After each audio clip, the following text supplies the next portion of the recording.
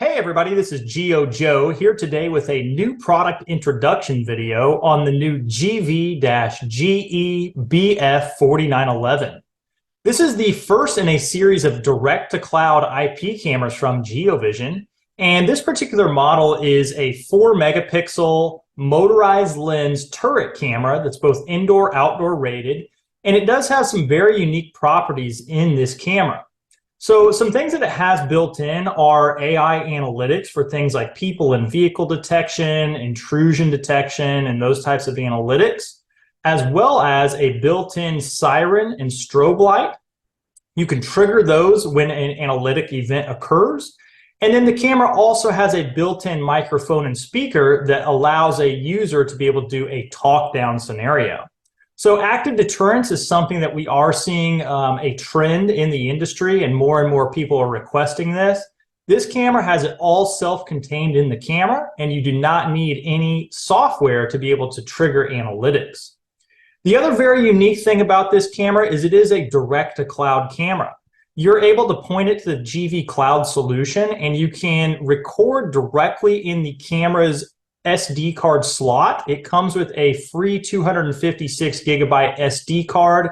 You can record to that, and then you can view both the live footage as well as the footage that is recorded to that SD card in the GV Cloud solution. So for today's video, I want to show how you can get this camera set up and how you can get the camera added into the GV Cloud webpage. It's actually a very easy process, but I'd like to provide this as a short training on how to do that. If you find the videos on this channel useful, please consider subscribing to the channel and also giving this video a thumbs up to help the exposure of the video. So I'd like to jump right in and just show how to get the camera set up, prepared, and then connected into the GV Cloud website. So to do this, you'll want to go ahead and just plug the camera directly into your network through a PoE switch. So you can power it off of standard PoE, go right into a PoE switch, and then plug that switch into your network, and it'll put it on the network side and allow it to talk directly out and up to the cloud. You shouldn't have to assign an IP address. If you've got it plugged directly into your network, it will automatically IP address the camera. And you can open up the GeoVision IP device utility. This will allow you to scan and find the camera on the network. If you need to, you can click the little gear icon here, and it'll allow you to choose which network you want to scan. So just select your network, hit OK, and then you can hit the search, the magnifying glass icon right here, and it'll scan and find your camera. Once it has found your camera, right here, your IP address, go ahead and left click on that, and you'll want to hit Web Page. Once the web page comes up, you will want to then go ahead and log into the camera. The default is admin, but the first time that you log in, it will want you to create a password, and it will prompt you to do that. It'll also ask you some security questions that you can answer, such as what is your father's name, what is your mother's name. You can choose different questions and then provide the answers just for an added layer of security. Once you're logged into the web page of the camera, there is a little bit of configuration that you will want to do. So obviously here you can see the live view of the camera, and you do have some menu options along the bottom. You can do zoom in and zoom out if you need to, and you can toggle the audio down here. But for this video, we're going to focus on some of the setup. So if you hit the config tab here on the top right, you get a menu that comes up. And one of the very first things that you will want to do is go ahead and insert the SD card that comes with the camera. And we will need to then get the camera's SD card formatted. So to do that, under the System section, you can hit Storage, and you'll get a menu that comes up here, and then you can go ahead and hit Format. And it'll give you a message. You just hit OK, and it'll take a couple minutes for this to format, so just let it stand by and update. And you'll know that it is done because you'll get a message right here under State, as well as you'll see some numbers right here in this section next to the megabytes. All right, our SD card format is complete. So you can see it now says state normal, and we have some numbers here representing the storage. So some other things that you'll want to do on the left is date and time. If you click on that, by default, it comes in a time zone that is most likely not your time zone. So just go ahead and click and select your time zone. And it's also a good idea if your area observes daylight savings time to go ahead and check that and then hit save. Save successful. So make sure on any changes that you do hit save to go ahead and put those into effect. So some other things that you can do here during the preparation is over on the left under, say, image. If you want to make any adjustments, you can hit video/audio. And this does allow you to go ahead and change things in here if you would like. You can change, like video settings, audio settings. For example, if we'd like to make the speaker just do a talk back where you can do talk down through a microphone, you could change it to that. Or if you wanted to make it to where it's just triggering the warning messages when analytics occur, you can select that right there. Or if you'd like, you can leave it auto, and it gives you the ability to basically toggle back and forth between them. Mic in volume, if you'd like to adjust that, you can. And then the audio out volume would be the speaker that's built into it. So you can up that to 100% if you would like.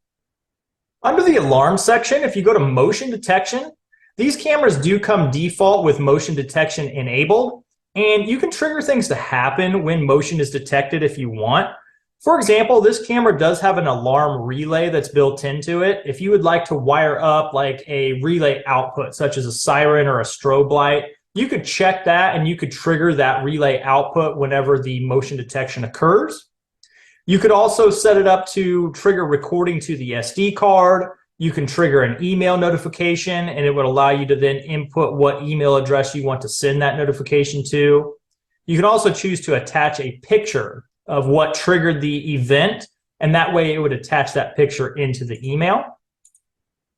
Trigger audio alarm. If you'd like to play an audio message through the speaker that's built into the camera, you can enable that right there. So as you can see, there's several different options of what you can have happen whenever motion is registered by the camera. Just always make sure that you hit save whenever you select any of these. After you enable these options, you'd want to go up to area and sensitivity. By default, it is set up for the entire region, but if you'd like to mask out some areas, you can hit erase and then hit draw area. And then as you drag, it will go ahead and erase that area. So now it is not going to detect motion in that zone. It's only going to look for motion in the area that has the grid on top of it. Again, you'd want to go ahead and hit save, and then it will put that into effect. Lastly, under schedule, if you wanted motion only occur at certain times of the day, you can go in here and edit the schedule. So as you can see, by default, it is 24 hours a day. But let's say, for example, maybe after business hours, maybe anywhere from 5 o'clock onward, we don't want to record any motion events. You could basically click erase, put your mouse on the timeline, and then just highlight to erase that time frame. So you can go through and do that for whatever days that you would like. And then again, you would just hit save to enable that. I am going to just go ahead and not hit save so I can leave it for motion 24/7. Now, I also want to take a second to point out some of the analytics and how you can set those up within the web page of this camera. So over on the left, that is done under the event section. You can see the analytics listed out here. Let's take region intrusion, for example. If I click on region intrusion, it gives me the settings here where the enable will be off by default. But if you'd like to use this analytic, go ahead and click on it. And as you can see, by default, it has chosen human, motor vehicle, and then motorcycle/bicycle as my targets. So if you'd like, you can maybe trim it down to where it's just human detection, and you could increase your sensitivity if you would like. You can kind of play around with this and get a feel for it just based on testing. You can also choose to save the original picture to the SD card, which would be basically like what was happening before the analytic occurred. The target picture, which is obviously going to be what triggered the recording. And then you can choose your alarm hold time if you do want to set up one of the alarm options down below. So by default, it will trigger the alarm for 20 seconds, but if you'd like it to be longer, you can increase that all the way up to 2 minutes. So let's say 30 seconds, for example. Again, if you'd like to wire up an external relay output device, such as a siren or strobe light, you could do that, and then you could trigger it when this analytic occurs. You could trigger the audio alarm, which is the built-in speaker in the camera, to play a pre-recorded message, and I'll show here in a moment how to select which message you're going to use. You can trigger the light alarm. So the camera does have a built-in strobe light, and they are basically red and blue LEDs that will flash alternatively. And then you could trigger SD card recording and SD card snapshots. So SD card recording would be actually recording the clip. And then, of course, lastly here, you could trigger email. So if you wanted someone to receive an email notification that this analytic has occurred, you could enable that as well. Again, make sure that you hit save on any of these that you put into effect. Once you do that, you can come up to area, and you'll need to draw your area if you do not want the entire frame to be the detection zone. So right now I have a box over the entire detection zone, but if I want, I can hit clear, and you can see that yellow box is now gone, and it allows you to draw up to 4 alarm areas. So if we leave it on number 1 and hit draw area, you just click, and you're basically going to make your various points throughout your scene, and then you close the box, and that would now be your detection zone. Just hit stop draw and then save, and then it will now make that your detection zone. If you'd like, you can click the drop down and go in and do number 2, and again, you can create different detection zones there for your different alarm areas. So just as an example, and then again, hit stop and save, and it will put that into effect. Now, if you go up to schedule, this is your last step. So again, you can make it 24/7, or if you want these analytics to only occur and send the notifications and trigger the sirens at certain hours of the day, you could go in here and you could edit that schedule. So this might be best suited to where maybe during business hours, maybe 8 to 5, nothing happens, but outside of business hours, it will go ahead and send that notification. So again, you want to get your days of the week set. You can do your holiday schedule here as well if you would like. And then again, just make sure that you hit save so that goes into effect. Now, let's talk about audio alarm. Again, that was one of the options right here. So if you enable that, you can have a pre-recorded message play. Well, what is our audio alarm? What's that going to sound like? So you can go right over here on the left on the alarm section to audio alarm. And this will allow you to click the drop down, and by default, it is on alarm sound, which is basically like a siren sound. But there are some other pre-recorded messages in here that you can choose from. So for example, no parking in this area. If you'd like to use that instead, you can select it. And then if you'd like, you can even hit listen, and it'll let you hear a preview of that right off of the camera. All right, so your alarm sounds, and if you click the drop down, you can go in here from your audio list, choose that, and then hit save, and it would put that into effect. Light alarm, if you go over to this option, this is where you can also choose how many seconds you want it to flash.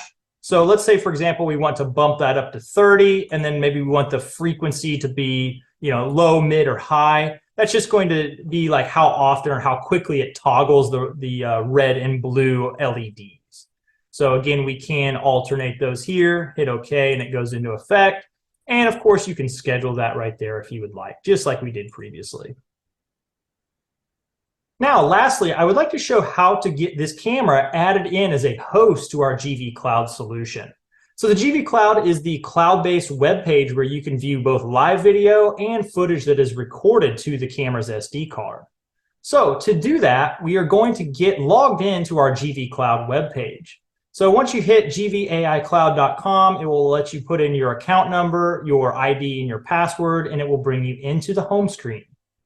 Over on the left, you can click the expand button, and you will want to go into hosts. Once you do that, you click the plus sign, add host. You will then want to give it a display name. I'm going to call this the name of the camera itself. And then you will want to create a password. If you'd like, you can edit your contact information down below and then hit apply. Once you do that, it's going to go ahead and give you a host code right here, and it will have your password listed out. I would recommend just copying that host code or writing it down.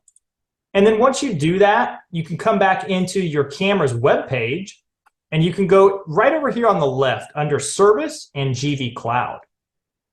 This is the section where you can input that host code. So you would hit Enable, you would paste that host code, and you would type in the password that you just created on the previous screen. Once you do that, hit save. It's going to say save success. And then here in the state column, in just a moment, that will update from disabled to connected. And you might have to just give it a minute, or you might have to hit refresh to see that update. So once I hit refresh, it now says connected, and the camera is ready to view in the GV Cloud webpage. So if I go back to the GV Cloud webpage, we will see on our host list here the GV-GEBF4911 host that I added turned from red to green, like you just saw there. That means that it is connected and ready to view. And if I would like, I can hit the Home tab here, and we will pretty soon start to see events populate right here in the home screen. If we'd like, we can also go to live streaming, and from our host list, we can expand and click on that camera, and we can now see the live feed from that camera. If we go back to home, again, once we start to see events populate, we could click on them, and it would allow us to play back the footage that was recorded to the SD card. Under live streaming, if I hit that and I hover into the menu, I can go ahead and hit HQ, and it will pop it into my full HD resolution. And if I would like, I can also full screen the camera and view that in full screen. You can hit escape to go back in. And then lastly, the little speaker icon here, if you hit that, you'll be able to hear audio from the camera's built-in microphone. This has been an introductory video and a video on how to add the GV-GEBF4911 camera to the GV Cloud solution. For further information on our product line, please check us out at www.geovision.com.tw/US. Thanks a lot for watching.